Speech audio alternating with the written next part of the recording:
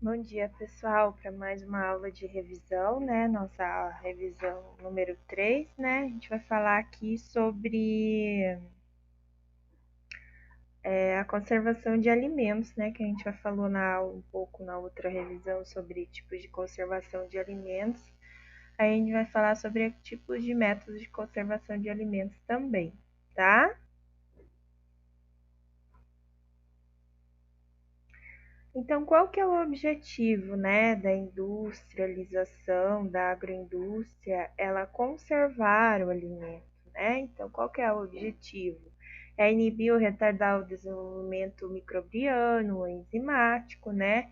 Proteger e destruir os micro-organismos que estão presentes, que podem estar presentes a partir do momento que eu estou conservando esse alimento, eu vou conservar, né? Prolongar o tempo de prateleira desse produto. Antigamente a gente não tinha isso, né? Hoje a gente já encontra. Melhorar ou manter as características higiênicas e organolépticas desse produto, como cor, sabor, odor, textura, tá? E aumentar o número de produtos disponíveis para alimentação. Então é por isso que a indústria funciona, ok, pessoal? Então, quais são os métodos de conservação que a gente viu, né? A gente viu sobre os métodos químicos, que seria cura, defumação, a salga, né? A gente viu cada um deles separados, a gente viu sobre os métodos físicos, né? Que seria o calor, a pasteurização, a esterilização, né? Que funciona muito com o Clostridium, né? Em relação ao frio, né, a gente viu os três métodos de congelamento, né, que é a refrigeração, congelação e a ultracongelação, muito utilizado na produção de carne, né?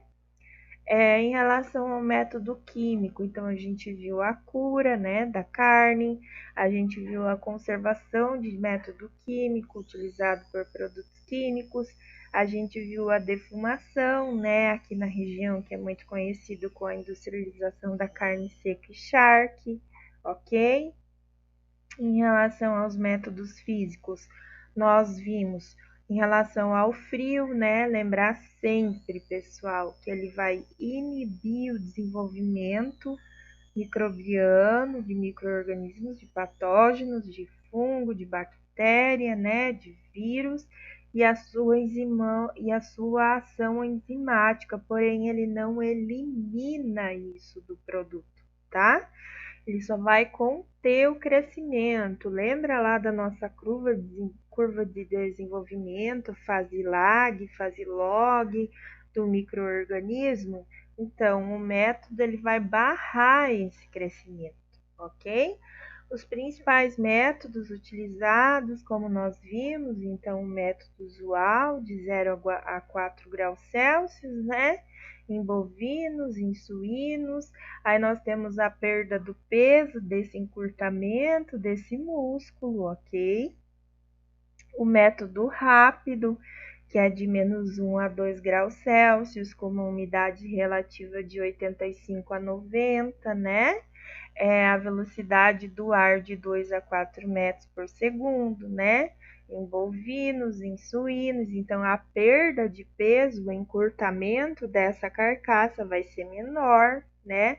Em média 1,8%, no método usual a perda é maior, de 2,5%, ok? Em relação ainda sobre o resfriamento, né? Método superior rápido de 0 a 4%, né? Em bovinos, em suínos, e daí a perda vai ser de 1,3 a 1,4, né? Aves de refrigeração rápida por imersão de água gelada, então uma temperatura menor que 5%. Então a professora colocou ali qual a importância, gente. A importância é realmente a conservação, né, desse alimento, mas principalmente a importância em relação à perda de peso desse produto, dessa carne, né? Esse encurtamento desse músculo. Por quê? Porque eu, como produtor, né, eu estou perdendo dinheiro, né, pessoal? Eu estou perdendo dinheiro simplesmente pelo método errado de eu conservar aquela carcaça, aquela carne, ok? As modificações e os danos que ocorrem, né, com a refrigeração, com o congelamento, com o ultracongelamento. Então, quais são? É a perda de peso, né, que depende muito da umidade relativa de dentro da câmara de conservação, ok? A rancidez oxidativa. Aqui praticamente a gente perde a carne, porque ela fica com aquele gosto de ranço, né? Por quê? Porque é maior a quantidade de ácidos graxos insaturáveis, então é muita gordura. E essa gordura não é boa e ela provoca um odor desagradável nessa carne, ok? Quanto às alterações microbianas que nós vimos, né? O principal fator que afeta a vida de prateleira desse produto. Então, a partir dessa congelação, desse resfriamento, dessa ultracongelação, eu posso sim ter alterações microbianas nesse produto, né? Porque a gente viu a quantidade de água livre desse alimento, né? Então, dependendo da quantidade, eu tenho uma fase microbiana, né? Uma elevação log ou lag desse microorganismo, né? Fase lag e fase log, início ou fim, e a quantidade de água livre desse alimento e umidade vai me proporcionar totalmente um crescimento microbiano indesejável nesse alimento, ok? Então, depende da carga microbiana inicial que eu tenho nesse alimento, né? Como a professora já falou, a temperatura e umidade desse armazenamento, né? E o uso de embalagens inadequadas, o tipo do produto armazenado, ok? Tudo isso conta. Em relação ainda a modificações de danos, né? Quanto à maturação, né? A carne adquire sabor característico e desagradável. Quanto à coloração, né? Escurecimento nas áreas descobertas pela gordura, porque houve uma desidratação. Então acontece essa oxidação da carne, né? Oxidorredução, né? Então ela acaba reduzindo, então ela acaba trocando essa coloração por uma coloração mais escura, acinzentada, feia, ok?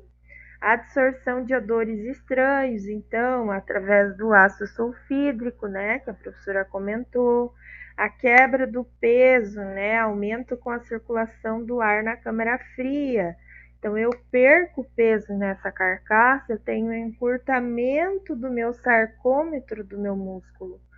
Por quê? Porque eu tenho circulação da câmara de ar na câmara fria e eu não tenho a temperatura adequada, então, para manter essa carcaça para que não encurte, ok? Então, eu coloquei aqui para a gente lembrar encurtamento pelo frio, né? Alteração das membranas do retículo sarcoplasmático em baixas temperaturas, né? Inativam a bomba de cálcio, né? E elas entram, aumenta a permeabilidade da célula da membrana, né? E esse tecido do sarcoplasma, ele reduz o seu tamanho, ok? Aumentam o cálcio, né? E pequenas quantidades de ATP, né? Contração muscular ou encurtamento. Aí eu expliquei para vocês sobre o rigor mortis, né, gente? O que acontece no rigor mortis? Quando eu tenho processo de rigor mortis, esse círculo da ATP, né? O círculo de Krebs que a gente chama, esse animal, quando ele está vivo, então, o que acontece no metabolismo? Ele produz essa glicose, esse glicogênio, que é quebrado e forma as ATPs para produzir energia para esse animal, né? Para produção, para meio metabólico, para mantença desse próprio animal. Quando ocorre o rigor mortis, então, quando ocorre a morte desse animal, essa ATP que manda essa energia, esse glicogênio para os músculos, para a carne, ele para, né? Porque não tem mais oxigenação, então ele para essa demanda de ATP, né? Então não ocorre mais a contração muscular ou encurtamento. Aí transforma em carne. Porém, quando eu tenho uma modificação, né, na conservação desse músculo, né, dessa carne, dessa carcaça, eu tenho então um aumento de cálcio no espaço dessa miofibrila, né? Então eu tenho quantidade de ATP, então agora eu estou mandando a contração muscular. Então por isso acontece o encurtamento do sarcômero. Tá ok, pessoal? Em relação à estimulação elétrica, né, que a gente viu que é utilizada, né? É uma forma de melhorar no rigor mortis, então principalmente a maciez, o músculo, né, utilizado em peru, ruminantes, né, vitelos, que mais que eu vou... Aqui eu coloquei efeito das enzimas, né, nas propriedades o efeito da carga elétrica nas propriedades da carne, né? Então o que melhora, né? A carga elétrica, a maciez aumenta, a cor do músculo aumenta, a qualidade aumenta, a marmorização aumenta, flavor aumenta, período de maturação diminui, shelf life aumenta, estabelecimento de rigor acelera, ok? Aqui, se vocês não lembram, esse estabelecimento de rigor acelera é muito bom, porque acelera o rigor mortis desse animal, que significa que vai parar de produzir ATP, que significa que vai parar de mandar a energia para a produção de músculo e contração muscular, que significa que vai parar de encurtar o músculo, tá bom? Durabilidade dessa carne, né? A carne fresca, então após a compra consumir em 3 dias, né?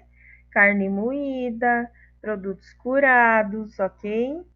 A congelação, a conservação, né? Entre as temperaturas, ocorre a paralisação da atividade microbiana enzimática, porém não some esse patógeno, ok? Escolher então o método de conservação da carne. Carne congelada, lembrar que tem também prazo de validade, tá? Impossível retirar toda a água do alimento, então a água livre nunca vai ser zero, ok? Velocidade de congelamento lenta, né? Ou rápida, então vai estar ligado com menor ou maior tempo de cristalização, né? Que a gente viu. Sobre os cristais de gelo, então nessa congelação. Então, congelação lenta, formação de cristais extracelulares maiores, né? Então, a célula tem um rompimento de membrana e a perda de fluidos na descongelação. Congelação rápida, formação de cristal menor, né, pessoal? Espera aí. Então, vai ter uma perda de fluido menor na descongelação. Congelação criogênica, que a gente utiliza na indústria também, né? Que é a imersão direta em vapor crinogênico, né? Usa o nitrogênio líquido, tá, gente? O CO2 ele vai funcionar como um bacteriostático, então vai matar todas as bactérias, e utiliza também como um ácido nitroso líquido, ok? Em relação aos cristais de gelo, né, como eu já falei, na congelação lenta, na congelação rápida, né, qual que vai ser melhor ou menor, maior ou menor. E aqui eu coloquei um esqueminha, né, no congelamento rápido e no descongelamento em relação aos cristais de gelo, né, e no congelamento lento forma muito mais. E a parede celular, né, ela vai se romper, e aqui no descongelamento rápido ela não vai se romper. O que vai dizer para a gente a escolha do tipo de congelamento em relação ao rompimento dessa célula, perda de fluido, formação de cristal e tudo mais, ok? Essa foi a nossa terceira aula de revisão. Obrigada e até a próxima aula.